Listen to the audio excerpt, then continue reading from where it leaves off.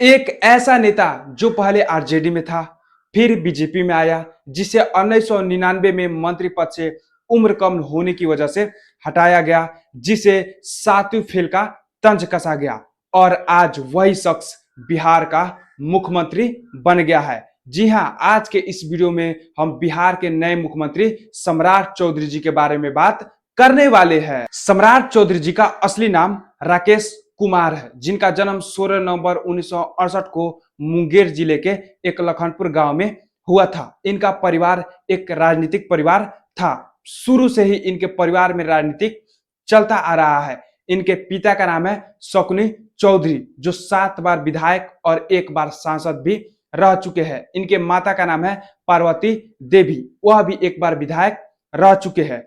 शुरू से ही राजनीति इनके खून में बसा हुआ है। सम्राट चौधरी जी 1990 के दशक से राजनीति में सक्रिय है। सबसे पहले वह समता पार्टी से जुड़े, फिर 1999 में अपने पिता शकुनी चौधरी के साथ आरजेडी में शामिल हो गए और यहीं से शुरू हुआ एक दिलचस्प कहानी। 19 मई 1999 को तत्कालीन सीएम राबड़ी देवी ने इन्हें अपने मंत्रिमंडल में बागवानी मंत्री बना दिया, लेकिन जल्द ही राजभवन तक शिकायत पहुंची कि सम्राट चौधरी तब न तो विधानसभा के सदस्य थे और न ही उनकी उम्र 25 साल पूरी हुई थी। नतीजा, राज्यपाल सूरजभान ने उन्हें मंत्री पद से हटाने का आदेश दिया। बिना सरकार की सिफारिश के ये बिहार के इतिहास में एक दुर्लभ घटना थी, लेकिन आरजेडी ने हार नहीं मानी। 2000 में फिर उन्हें प्रवक्ता सीट से उतारा गया और सम्राट चौधरी जीत भी गए और फिर सम्राट चौधरी जी को मंत्री बनाया गया। 2005 में आरजेडी सत्ता से बाहर हुई। सम्राट आरजेडी में ही रहे, चीफ विप बने। फिर आया टर्निंग पॉइंट।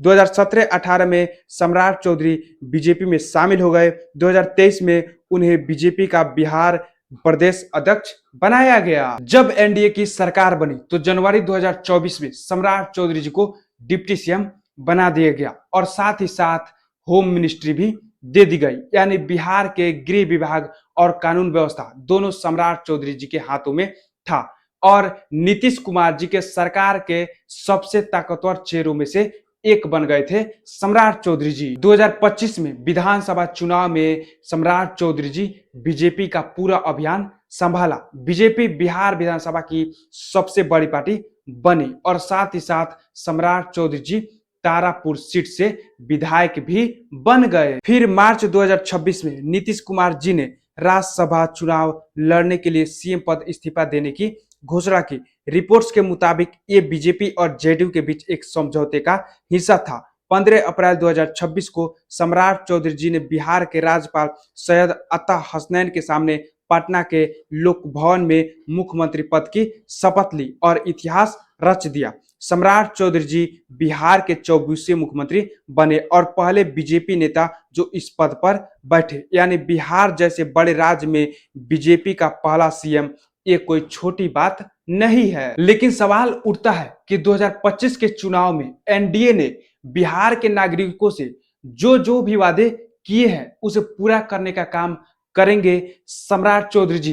क्या सम्राट चौधरी जी बिहार के नागरिकों का जो उम्मीद है वह पूरा करने का काम करेंगे और उनके उम्मीदों को बढ़ाने का कोशिश करेंगे? क्या सम्राट चौधरी जी नीतीश कुमार जी से भी तेज बिहार में विकास करने का काम करेंगे? क्या सम्राट चौधरी जी अब बिहार को और ज्यादा विकसित बनाएंगे और बिहार को आगे बढ़ाने का कोशिश करेंगे? देखिए, हर नेता का यही कहानी होता है। सबसे पहले वह किसी एक पार्टी से जुड़ता है, फिर दूसरे पार्टी में जाता है, फिर तीसरे पार्टी में जाता है और कहीं ना कहीं जाकर सेटल हो जाता है। ठीक वैसे ही सम्राट चौधरी जी का है।